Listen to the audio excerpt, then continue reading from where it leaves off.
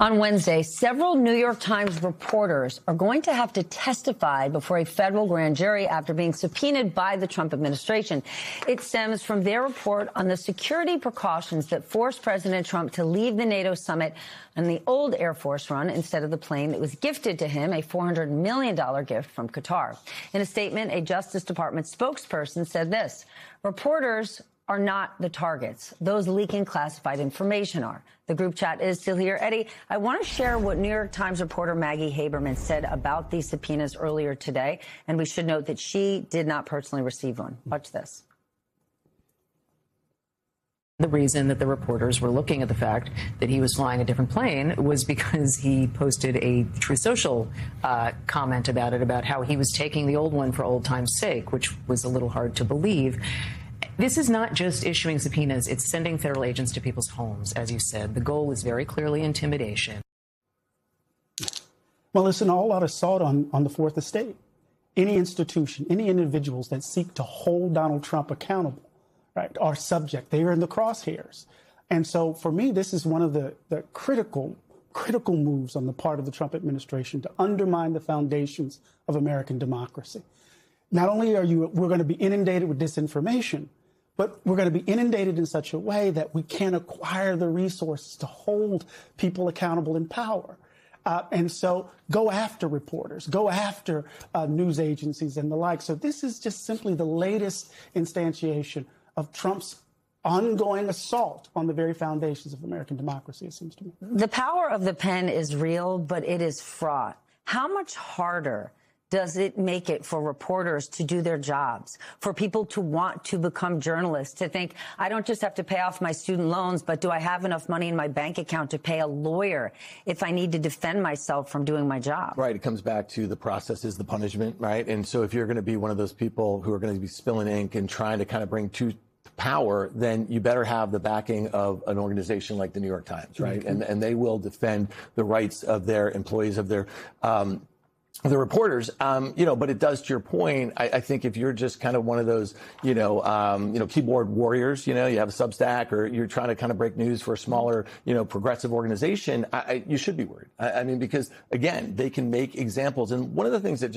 I come back to is just this whole, politics of grievance, right? Here's an organization, that is obviously not well liked by the president's base, right? And that is not going to get too much better, but they actually cheer this on. They actually look at the New York Times as some sort of propaganda engine for the left. And so, to me, does it make reporters think twice about it? I actually would go the opposite way. I would say that if anything, it incentivizes them to continue to do great work, align themselves with organizations that have their back. And this is literally going to go the way of this is going to go away, just like all of this other stuff. But again, it is the process, is the punishment, and it is the sort of intimidation tactics that you would expect by an authoritarian state. Yeah, look at the Pentagon press corps. Yeah. Pete Hegseth kicked them out, and we've gotten some of the best reporting we have ever seen on the Department of Justice once they were outside of the building. Ambassador, here's the thing, though. The White House has put FBI Director Kash Patel in charge of the investigation.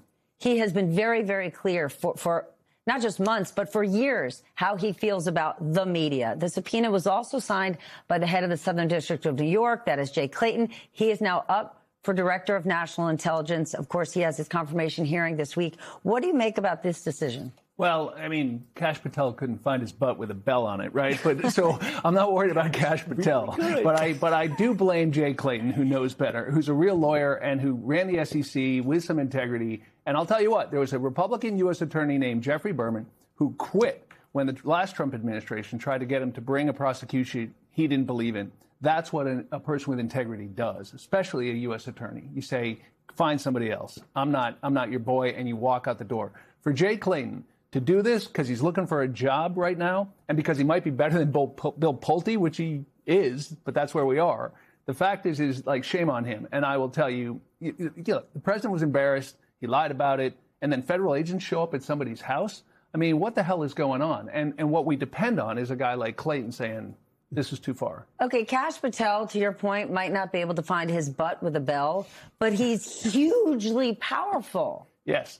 And that's right. It's like the joke about the bad restaurant where the food's bad, but at least the portions are small. Yes. Right? Yeah, he's powerful, but at least he's incompetent. And I think that if you talk to some of the real folks on that MAGA team, they think they're squandering an opportunity with a guy like Kash Patel at the FBI. The rest of us look at it and say this used to be, Robert Mueller's job. This used to be somebody with integrity who is a giant. And yes, that agency has enormous resources, and you can really hurt someone just investigating them, making them spend money, digging through their life. God forbid you've ever done anything wrong. And so it is absolutely not enough to say, well, they won't be convicted. This is outrageous. I'm glad we're spending time on it. The press should be up in arms on it. We can't get numb to this. I'm glad that Dan is optimistic and says the press is only going to get stronger if the press exists, right? We are on the eve of this Paramount Warner Brothers mega merger, right? And yes, now we have 4 states' attorneys generals trying to block it, but the consolidation of power in media, right? They talk about the liberal media. Look at who controls some of the biggest media outlets. Look no further than David and Larry Ellison. Look no further than Elon Musk, a newly minted trillionaire, and what he might have his sights set on next. How concerned are you about freedom of the press, access to information, and our future? Absolutely. Our democracy can't work if everyday ordinary folk can't acquire the information necessary to engage in self-governance. It just can't. And so we see every dimension of the polity in crisis: an imperial executive branch, unitary executive power enshrined by the Supreme Court captured, gerrymandered House, Senate full of broken. I was going to say something else, right? So we are on the cusp. But I really want to underline something that you said, Stephanie, about what happened in the Pentagon. For a long time, reporting has relied on access. Mm-hmm. Who you know, who's closest to the folk in power. Let them feed you something. But now, a hard-nosed reporting has to happen as these folk are consolidating. So maybe there could be a flowering of a different way of approaching what the Fourth Estate is responsible to do. All right. I think it's never been easier to get accurate information, and it's never been actually more fraught with getting inaccurate information, right? Inaccurate information that has a huge megaphone and ability to spread around the world within seconds. Right, but I think that we're going to get better at that. Actually, AI will help us ferret that out to some degree. I'm optimistic. Depending on who controls AI and how it's regulated. Yeah, I'll just put it out there this way. think about this. Rupert Murdoch has been for 40 years one of the biggest, proponents of advancing the sort of, journalism that, has been fraught to a great degree about our politics and our political system. But they're also one of the most critical news organizations. If you look at the Wall Street Journal right now on the editorial page, but other things, about the administration and about a bunch of the policies. So that gives me some sort of optimism. So at the end of the day, yes, is it a little nerve-wracking that we have these oligarchs, these trillionaires, that sort of thing? They're going to have the levers of, journalistic power. Sure. But again, it will also incentivize other organizations. MS is not going away. New York Times not going away. The Washington Post not going away. And all those folks who want to use this new technology to get to the truth and actually put it out there to the world, to me, that will continue. I'm guessing Dan was going for a walk, a run, going out to breakfast yesterday when the president on CNN said, we are trying to have CNN go on a normal path. That's what the president of the United States said. I'm guessing Dan wasn't watching yesterday morning. Hopefully he was doing something fantastic outdoors.